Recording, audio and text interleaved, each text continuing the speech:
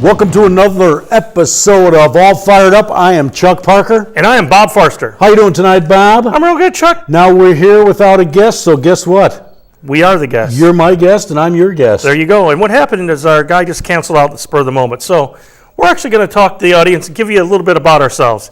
First of all, I had somebody come in and go, I want to know if I was a biker. Well, I'm not really a biker per se. I do have a motorcycle though.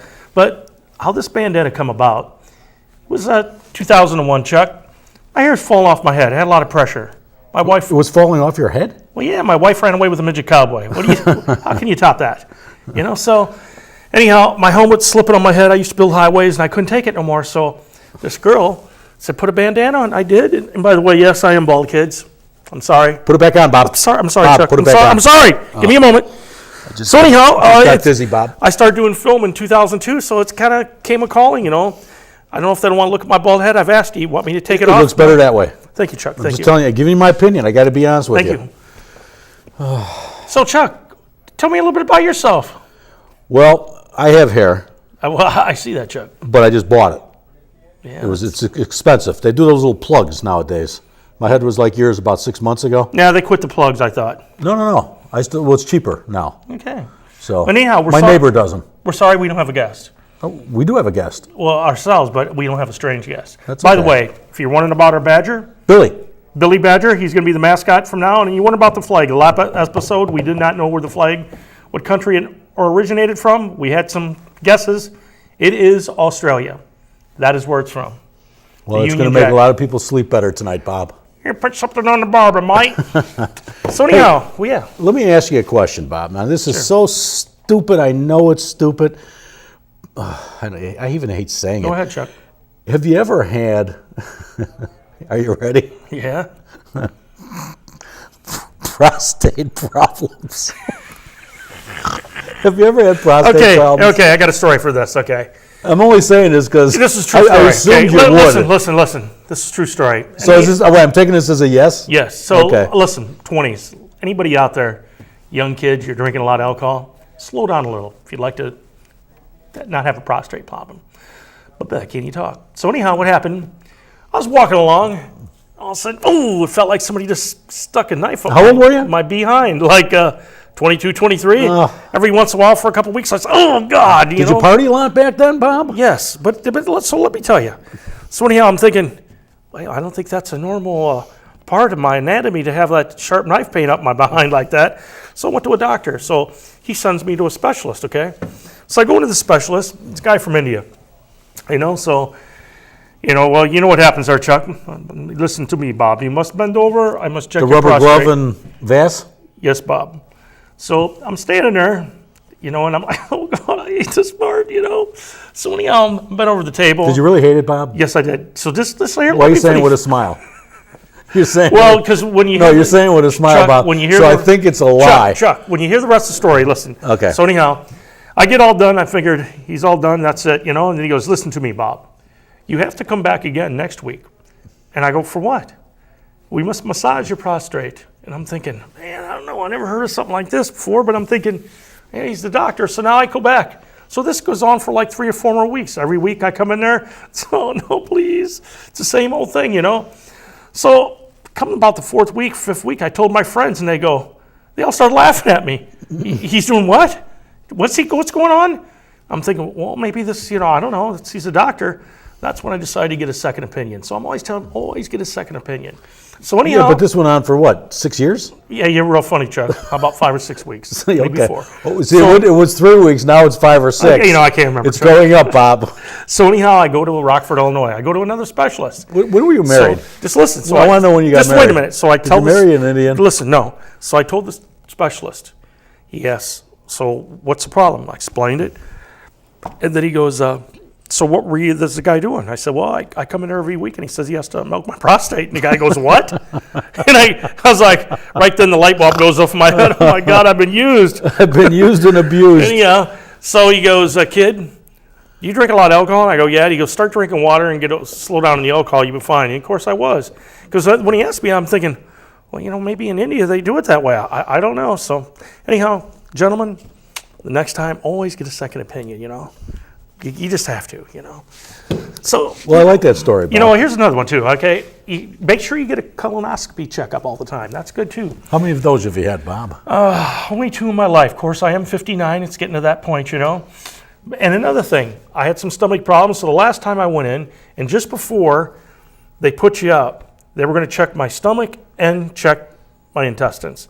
So I remember looking at the nurse and going, make sure you check my stomach first with it. Make sure you tell them that, Chuck. So yeah, that's kind of some of my medical stories, Chuck. So you're out in Galena. Yes, I am, Chuck. You're on 50 acres-ish. Not to lie, I'm only on 43. 43. Well, same thing. Okay. Because it's like 50, 43. You're surrounded by other acres. How did we even meet? I don't even recall. Well, I was having my prostate. No, Chuck. Oh, no. No, you weren't. Sorry. That was you. How did we meet, actually? I mean, seriously. I'm Robert kidding. Mackey, AVM. Oh, that's right. My That's office was with his office. And I had just started shooting a documentary called Ghosts in Galena. You were coming in to see Robert Mackey. And Mackey told me, you got to meet this Bob guy. He's coming in from Galena, blah, blah, blah. He can help you out with your documentary. That's right. No, And then I said, no, I'm not going to meet this guy. I don't really care about meeting this guy because I'm doing this with or without him. I don't know him, and I'm doing it. He talked me into meeting, and then when you came into my office, it was like I knew you forever. And then you told me, well, if you want your film crew or whatever, I've shot movies on my property, and you could use my house. And That's whoever right, now I comes recall in, that. and I said, oh, I'm sure this guy's stroking me. He's not going to let me use his house. So I did 1 or 2 shoots in Galena. We shot it, and then I was having people come in from Kentucky. And I thought, right. well, We I got don't my want to have to motorhome. pay for their hotels, so I'm going right. to call up old Bobby Farster and That's right. I recall that now. and Billy, the mascot, over here, and see if I can come into the house and kind of use his furniture with my Kentucky buddies. That's right. I do remember all that because we drove my motorhome over the airport. Exactly, and you I smashed smashed the the top top of of the carrier against the awnings of the airport over in Dubuque. But don't tell anybody that. And they were, and my 2 guys that I flew in were, they're pretty known in the field and on Sci-Fi Channel. And I saw them laughing because they see this. You're in a little hodunk little airport, Right. And then this thing comes, and then all of a sudden, Yeah, I and they started laughing because they're from Kentucky, Right, and right. they're from down south, baby. Right. They think stuff like that's funny. And then I opened up the door. I go, "Hello." Yeah, I do recall that now. Yeah, we did a lot of different things. Yeah, Galena's a lead mining community. A lot of people don't realize that. Galena means lead in Latin. In fact, how I ended up there was drinking. I was, seriously, I was 20, I got to think, 26, 27. I was 29 years old. I was going from town to town with a friend of mine, Don Lowry, and back then there were no cell phones. I was supposed to be taking my wife out to dinner that night. So every time I got to a town, I had to... The one that won with the midget cowboy? Yes, yeah. But I was supposed to be, calling her because we were supposed to go out to dinner. But, pretty soon it's getting later and later and later. And I'm already in a lot of trouble, so then I said we might as well just close the place out. But I had a gut feeling Galena was going to roll. So then I came on back into town, and following week, bought a building, and then I've been over there ever At 29? since. 29 years That's old, cool. yeah. So When I 30 came- years? Yeah, it's been a while now. That's cool. Yeah. Another thing just popped into my head. Never hitchhike in California. Well, actually, you shouldn't hitchhike right I've now. hitchhiked But in California. yeah, but you shouldn't hitchhike now because there's a lot of serial killers. Oh, you know what? What? Tell me that story. Tell them the story. Okay, so I'm hitchhiking. When you're I'm 'cause that's hitchhiking in funnier southern. than hell. I'm hitchhiking in Southern California. I'm 22 years old. Back then, we had hang 10 bibs. And Everybody had the bibs. Yeah, and we, you didn't wear a shirt No under it. shirt underneath. If I was in pretty good shape back then. I actually had hair then, long hair down there.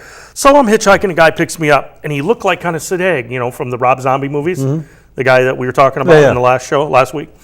So anyhow, I get in the car, and he goes, and I'm sitting there No, you're by yourself, by obviously. myself. Go away, I'm hitchhiking. So anyhow, he goes, "You work out?" And he goes, "And did you play football?" And I'm like, "Okay, what's this all about?" But I need the ride. So I was like, "Well, I used to play football." I said, "I work out a little. Can you flex one of your muscles?" I'm like, "Oh man, I don't think this is a good scene, but I need a ride." So I remember going like this. You flex for him? Yeah, and then he goes, "Oh yeah, that's good." And I'm thinking, this is too weird, man. I got to get out of here right now. Oh yeah, that's right. That's it. That's why I stopped right now. So kids, don't hitchhike, man, especially nowadays.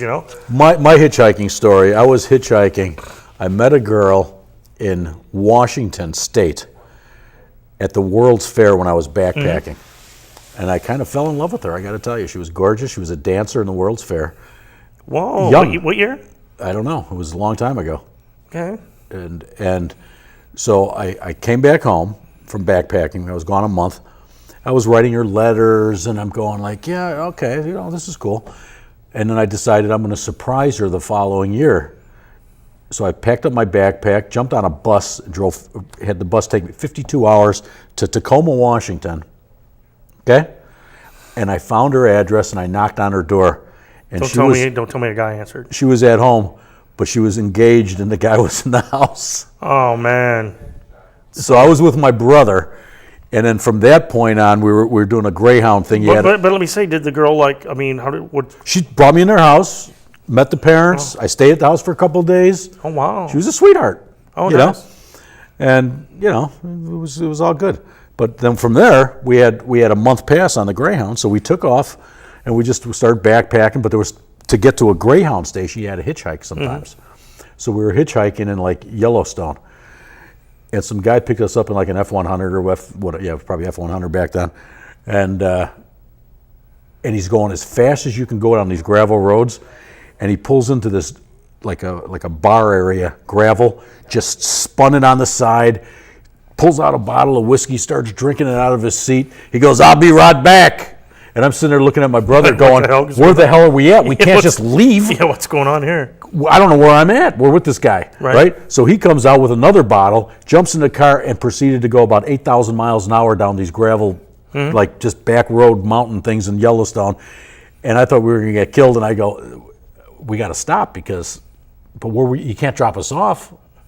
You know what I mean? Right, because you're in the middle of nowhere. We're in the middle of nowhere. I know we're going to have to hitchhike, and there was no cars around. So now we're thinking, if we get stopped there, then we're going to be staying right there in the middle and put our thumb out for what? Who's going to pick up two dudes? Oh, right. In the middle of nowhere. So we proceeded to almost get killed by this guy, and then he was a nice guy at the end. But like you said, hitchhike is not good, Bob, because you don't know who you're here's a good find. one. This one, well, I got a couple here. This one of them was, speaking of traveling, I had a little MG Midget. 1974, and I took it everywhere. I took it to Virginia Beach, Virginia. I took it to Texas. So anyhow, I'm going down, and we're heading down to Texas. And What color was it, Bob? olive green, black top. Oh, but I got a bad bellyache, Chuck. Like one of them that gets real bad. right now? No, Chuck. Oh, you had one back then? Yeah, real bad one. Because you had one earlier. Sure, you got to tell everybody, Chuck. I'm just telling you. I'm confused so listen, because you have bellyache a lot. It's just the nature of my stomach, Chuck. So I have this bad bellyache, and it's like I have to go to the bathroom right now or I'm going to die. So I'm right in the middle of St. Louis where every highway does all these turns and does all this. Oh, yeah. And I have to go now. The top's down in the MG. My friend Jerry's sitting there, so I whip right into the center meridian between the lanes on each side. Yank down my pants, open the door, and back into it and sit there. And I remember cars honking, and I just have my hand like here going, oh my God, my friend Jerry, he throws like a jacket over his head because he's embarrassed, and he's sitting down there in the It's a MG. little car, so you can't really hide. No, you can't, it was a bad scene. And then another time I'm like this, I had another bellyache, and I was going to Aspen. Wow. So, You have that a lot? Did you ever take Tums? So I'm pulled over on Route 80 in Nebraska, and I'm on the other side of my pickup, going to the bathroom. Of all times, a state cop pulls up behind me. It's like I can't. Where you going? Well, yeah, there's nothing I can do. So he sees me and he walks over. He goes, "What are you doing?" I said, "I'm sorry, officer. I got a bad bellyache." And he goes, "Oh, that's okay. I'll let you go. See you later." He gets back in his car and drove away. I was like, how embarrassing, man, What's he going to do, arrest you? Oh, my God. Yeah, that was just crazy. But here's the story. We're out of, this is Dixon, Illinois. Me and a guy by the name of Steve Cooper. So we're in DeKalb, at the college town. We're young. There's some women and stuff there. So we're just having fun. And Were you picking up women? no, Steve was married. Were you on TV? Yeah. So anyhow, no, we were just having fun, seriously. And that night, I had a brand new 78 Ranchero, and my brother had a hot date. So I gave him my brand new Ranchero, and I took this old, 63 Fairlane he had. Well, he doesn't tell me there's a headlight on it. So anyhow, we're in downtown. Dixon. No, DeKalb. Oh, DeKalb. Yeah, you're getting mixed up. You got to pay attention. Did you have a bellyache? No bellyaches that night. It's not a bellyache No. story? So anyhow, so I won't say what we're doing behind the Army tank. Just remember, it was the 70s. And all of a sudden, a cop come behind there. What are you guys doing? Oh, nothing. Well, now we were pretty You hungry. doing something illegal? Like smoking illegal stuff? No, Chuck, not at all. It's legal now, Bob. You can talk Okay, so about listen, it now. it was 1978. So Well, you're not going to be. anyhow to say You're this. not going to get arrested now. Okay, 30 so years, anyhow, later, 40 years we later. I have munchies. So we're walking by a spaghetti place. I'm swear to God to you, I look in there and there's this big pile of spaghetti, and I'm really On hungry. somebody's table? Yes, but nobody's at the table. It's just about plates. So it's calling you. Eat me, So eat I me. walk in, and I thought, man, I'm just gonna take it. So I go to pick it. As I was picking up, there's a lady at the counter. She's looking at me. I go, do you know who this is? She goes, no, and I pick it up and I ran out the door with the spaghetti. Me and Cooper were in the back of the alley. We're like Eating eating all spaghetti? the spaghetti. Yeah. So then we go and we take off, and that night and these are different times. You were young kids. So we get in the car and we're heading back from DeKalb to Dixon, taking all these back roads. And remember, don't drink and drive. We were young kids, and I'm just kind of putting this out there, but we were drinking while we were driving on the back roads. In the meantime, a police officer, he spots us, the sheriff, pulls us over. I mean, we have them right here, okay, in between our legs. And we're like, oh my God, we're going to jail. As he comes up and he sees us, we have a cooler there, and he pulls us over because my brother only had one headlight. He didn't tell me. So just as we thought, oh, this is over, we're going to jail, the guy's radio was going off, and he goes, wait a minute, and he runs in, and he comes back, it's your lucky night. Dump them out, get the hell out of here, and he No takes kidding. off. It was a bad car accident or something. We're looking at each other. All right. You didn't dump them out, though. No, of Oh, course you not. drank them and you just So we continue. proceeded. Now listen, so we continue on. So we coming into Franklin Grove, and I don't know why I get these weird intuitions on some things once in a while. And I see this train stopped, and I go, "Hey, let's check out the train." It's probably like 3 a.m. or something, 2 a.m. I don't know, probably 2 a.m. So we park my brother's car off the side, and we walk through this field. And as we get close to the train, there's an open boxcar, and it's starting to move. I go, "Let's jump in." So we jump into the boxcar. Okay. They go faster, by the way, because I've done Just that. listen. So this was just was just starting to move. So we get in it, and then it backs from Franklin Grove. It backs all the way up to Ashton, Illinois. So I'm laughing. Well, Cooper has a girlfriend, and she, he's Were you on it that whole time? yes. So it backs up 5 miles to Ashton because what they're doing, they're going to okay. switch tracks. Right. So Cooper's worried because how are we going to get off? I said it's nothing. When it goes back by where our car is, we'll just jump off. Well, it goes by our car about 60 miles an hour, and we're like, You can't jump off we're not there. jumping. I go, okay, next town, Dixon. Maybe it'll slow down. Here comes Dixon. Wow! And I'm laughing because I'm thinking, man, this is going to be a great Now, adventure. where's your car? It's in Franklin Grove, Yeah. But I'm thinking, okay, how much money we got? So we got like $70 between us. I go, That's back not bad, though. No, back in them, I think, where does was a lot. end up? Well, we can take a bus back or Right. something, So we're going, and as we come to this little town of Nelson, the train slows down enough, and we got to jump. So we jump, and as we jump, and we go right into a big mud puddle. I mean, we're just covered with mud and everything. So now we walk out onto this road, Route 30, and we try to hitchhike. Well, there's not too many cars at like 5 in the morning, 5:30. Did you want to flex your muscle for some stranger again, Bob? No. Is that where you're going with this? No. Anyhow, a couple picks us up.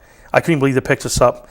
They take us to Cooper's house, and to this day, his wife still doesn't believe we rode this train. Like, where were you all night? Like, we're out with some woman or something. We really were on a train.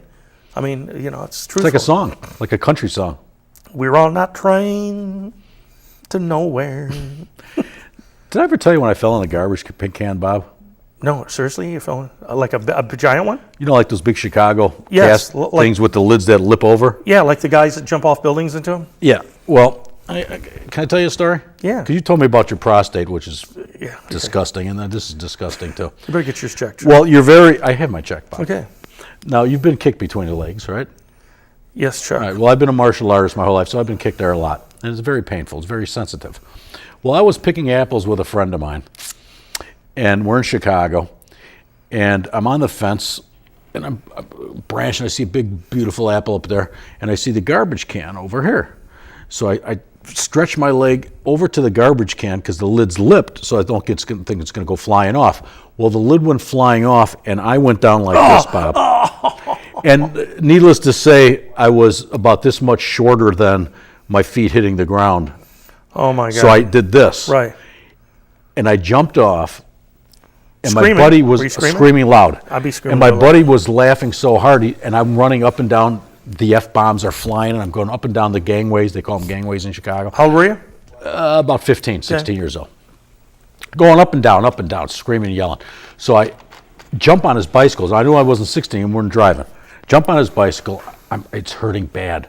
I get home. My brother did a lot of drugs and was just like a crazy person. See, kids don't like be climbing around on dumpsters. So I walk in and I go, Mike, I'm bleeding down here. Ooh. And he goes, you want me to call mommy? She'll kiss you, make you better, because he was on drugs and he's acting like an idiot.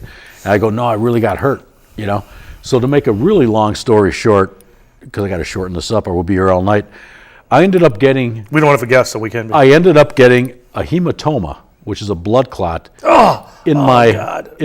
I don't know how else to say it, in my Your sack. In my sack. Sack of love. And so, what happened here, Bob, now listen to me, swelled up about like this. Every day at like 5 o'clock, I was laying in bed, my parents' bed. The pain was like if you took a hammer and did this. Every day at like 5, I don't know why it was 5 o'clock, by the way, but every day at 5 o'clock. I go in to see the doctor. Well, in the evening, pain gets worse. All right, well, I went in to see the doctor.